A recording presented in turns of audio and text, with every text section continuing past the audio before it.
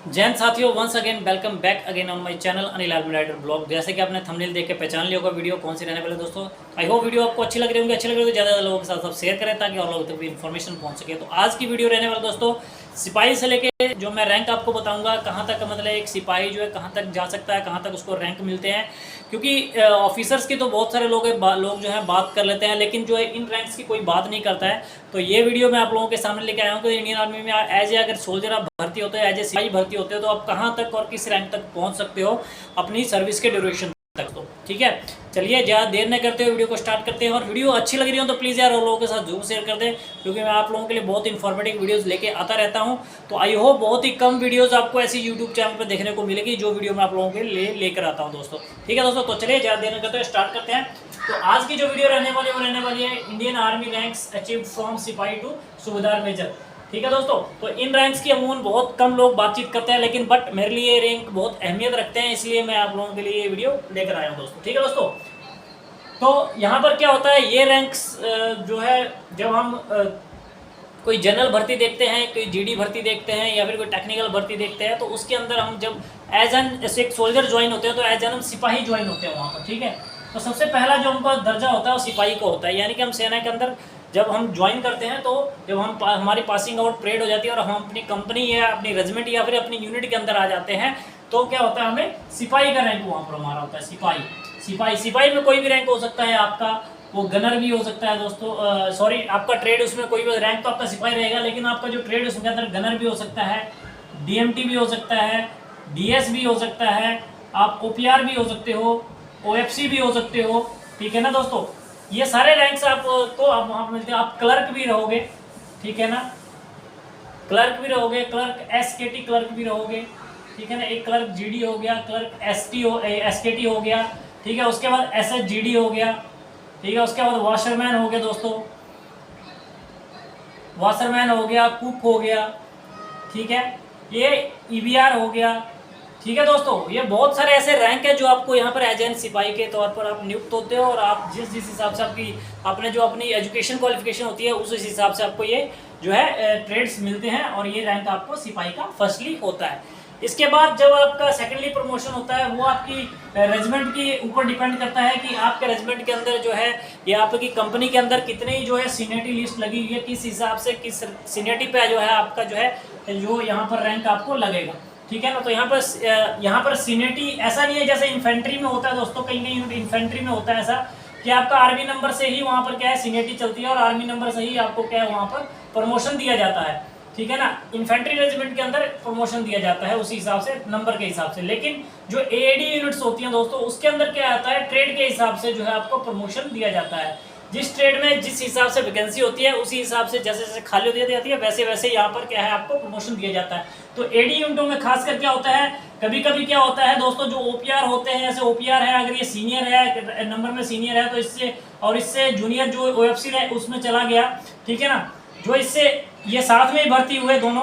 ठीक है दोस्तों, हो सकता है इसको पहले प्रमोशन मिल जाए या फिर ओएफसी को प्रमोशन मिल जाए। अगर ये सीनियर है तो ये जूनियर हो जाएगा, और ये जूनियर है तो ये सीनियर हो जाएगा दोस्तों। ठीक है ना, तो यहाँ पर ऐसा होता है जो है आपका जो रैंक प्रमोशन जो होता है वो अकॉर्डिंग टू आपके वैकेंसी के ऊपर डिपेंड करता है कि ओएफसी कितनी वैकेंसी है, ओपीआर की कितनी है, क्लर्क की कितनी है, डीएस कितने हैं, डीएमटी कितने हैं, सारी जो है उसके हिसाब से चलती है दोस्तों। ठीक है, तो ये क्या हो गया, यहाँ पर आपका रेजिमेंट प्रमोशन के हिसाब से चलता है पूरा।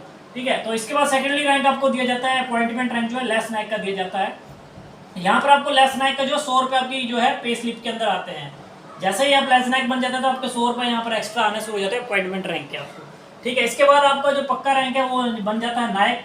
नायक अगर आप 8 साल के अंदर नायक नहीं बनते हो अगर आर्मी के अंदर, तो आपको 8 साल में जो है नायक की जो है पेमेंट मिलना शुरू हो जाएगी।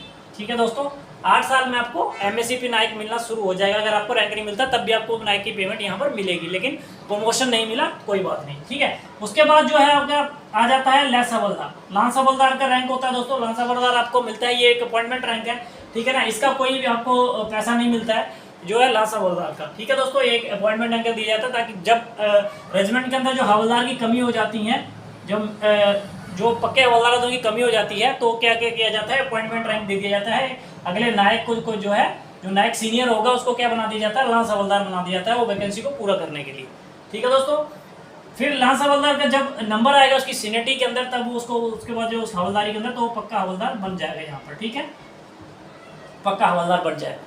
जैसे जैसे उसका नंबर आता जाएगा, हवलदार के बाद वो क्या बनेगा, बीएचएम, यानी कि बैटरी हवलदार मेजर। यानी कि एक जो रेजिमेंट होती है या फिर एक यूनिट होती है, उसके अंदर बैटरीज होती हैं, ठीक है ना, उसके अंदर 3 बैटरीज होती हैं, ठीक है, जैसे पापा, क्यूबिक, रोमियो, ऐसे मान लो एक हेडक्वार्टर होता है, 4 हो जाती हैं, ठीक है, एक हेडक्वार्टर हो गया मान लो ऐसे। ये मैं एडी यूनिट की बात कर रहा हूँ, एडी यूनिट के अंदर ऐसे होता है। और बाकी भी रेजिमेंट हैं जिनके अंदर क्या होता है, सेरा बैटरी हो गई या फिर बहुत सारी मतलब कि ऐसी बैटरीज क्या बन जाती है वहाँ पर, ठीक है ना, सेरा हो गई, साटा हो गई, ये सारी अलग अलग यूनिट वाइज के अलग अलग, सबका अलग अलग एक मोटो है, जिसके अंदर अलग अलग कंपनी अलग अलग उसके अंदर बैटरीज होती हैं, ठीक है ना।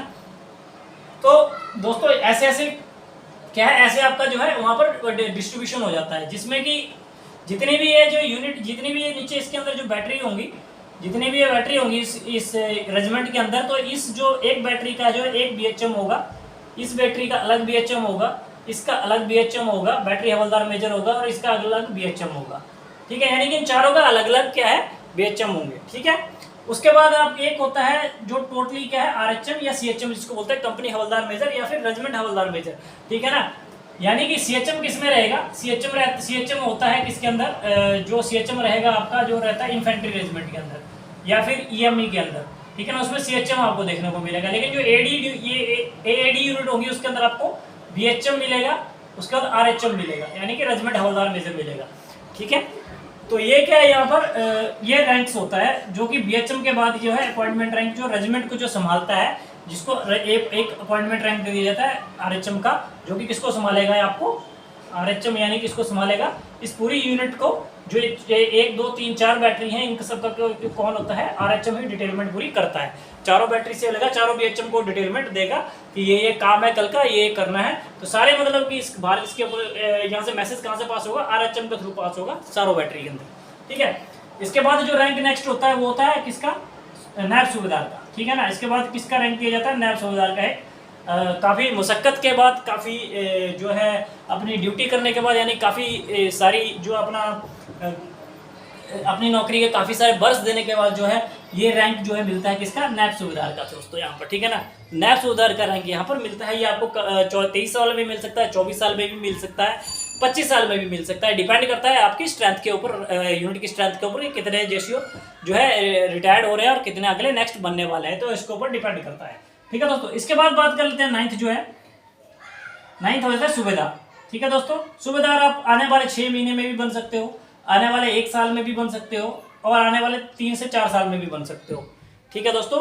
यानी कि नायब सूबेदार बनने के बाद आप 6 महीने में भी आपका नंबर आ सकता है, हो सकता है, या फिर हो सकता है 1 साल में भी आ जाए, वो डिपेंड करता है इसके यहाँ पर सीनियरिटी में, ठीक है दोस्तों। यहाँ सूबेदार मेजर के बाद बन गया, अब सूबेदार बन गए आप। सूबेदार बनने के बाद अगर, क्योंकि सूबेदार की जो सर्विस होती है 30 ईयर्स होती है दोस्तों, यहाँ पर बढ़ाएगा तो 28 होती है, 28 + 2 होती है, 30 होती है, ठीक है। अगर इस दौरान अगर उसको प्रमोशन मिल जाता है, अगर उसका एसएम के अंदर जो है लिस्ट में नाम आ जाता है, अप्रूव हो जाता है एसएम के लिए, तो क्या होगा यहाँ पर 4 साल और उसको क्या है जॉब करनी पड़ेगी, यानी कि 30 + 4 हो जाएगा, यानी कि 34 ईयर्स क्या है एक सूबेदार मेजर की जो है क्या होती है, सूबेदार मेजर की जॉब हो जाती है, यानी कि 4 साल वो एसएमई में निकालेगा, यानी कि किसी भी यूनिट में उसको एसएम भेज देगा, किसी भी रेजिमेंट में सूबेदार मेजर बन के वो जाएगा, ठीक है दोस्तों।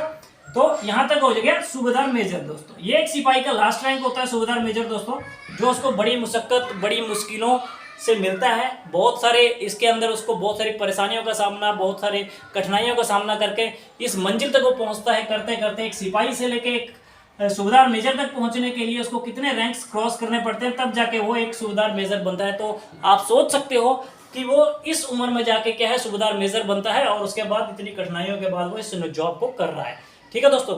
तो यहाँ पर बात कर लेंगे लास्ट जो रैंक है, अगर इस जो सूबेदार मेजर है, अगर इसकी जो किस्मत अच्छी हुई या फिर इनका जो सीनियरिटी में अगर नंबर आ जाता है, या सीनियरिटी के हिसाब से ये किसके लिए अप्रूव हो जाते हैं, अगर जैसे 15 अगस्त हो गया या फिर 26 जनवरी हो गया, इसके दिन क्या होता है, कुछ जो है रैंक्स जो है दिए ऑर्डिनरी दी जाती है, जो कि किसको दी जाती है, सूबेदार मेजर को दी जाती है, जो कि सभी सूबेदार मेजर को नहीं मिल पाती है, लेकिन कुछ को क्या यहाँ पर मिल जाती है, जिनके पॉइंट्स होते हैं, कुछ फील्ड जिन्होंने अच्छी काटी है, 2 या 3 फील्ड काटी हैं, तो उनको क्या होता है कुछ पॉइंट्स के आधार पर उनको क्या लेफ्टिनेंट कैप्टन या ऑर्डिनरी लेफ्टिनेंट उनको मिल जाते हैं यहाँ पर, ठीक है ना।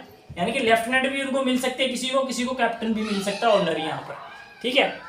तो ये उनको सर्विस में रहते भी मिल सकता है या जाते टाइम भी उनको मिल सकता है, या उनके 2-4 महीने बचे हों तो उसके अंदर भी वो यूनिट में लगा के जो है 2 स्टार या 3 स्टार लगा के दोस्तों वहाँ पर जॉब करता है अपनी आखिरी बचे हुए पल जो है, ठीक है। तो ये होता है दोस्तों एक जो है सिपाही से लेके जो मैंने आपको बता दिया पूरे रैंक्स कहाँ तक अचीवमेंट होता है एक सिपाही का। तो आई होप वीडियो आपको अच्छी लगी होगी दोस्तों। तो और लोगों के साथ जरूर शेयर कर देना, और भी भाइयों के साथ जरूर शेयर कर देना, ताकि इस एक वीडियो से और लोग मोटिवेट हो सके और जो है अपना जो लक्ष्य है या अपना जो ड्रीम है वो अपना हासिल कर सकें, और इस तरह से क्या है अपनी जो ड्यूटी को वो अच्छे से निभा सकें और इस रैंक तक पहुंचकर अपनी ड्यूटी को कर सकें। तो मिलते हैं इसी तरह नेक्स्ट एक इन्फॉर्मेटिव वीडियो के साथ दोस्तों। अगर वीडियो अच्छी लगी हो तो और लोगों के साथ जरूर शेयर कर देना, इस फौजी भाई को जरूर सपोर्ट कर देना दोस्तों। मिलते हैं नेक्स्ट वीडियो में, तब तक के लिए जय हिंद, जय भारत, वंदे मातरम। वीडियो को और आगे चैनल पर नए हो चैनल को सब्सक्राइब जरूर कर लेना और बेल नोटिफिकेशन आइकन को दबाना ना भूलना दोस्तों।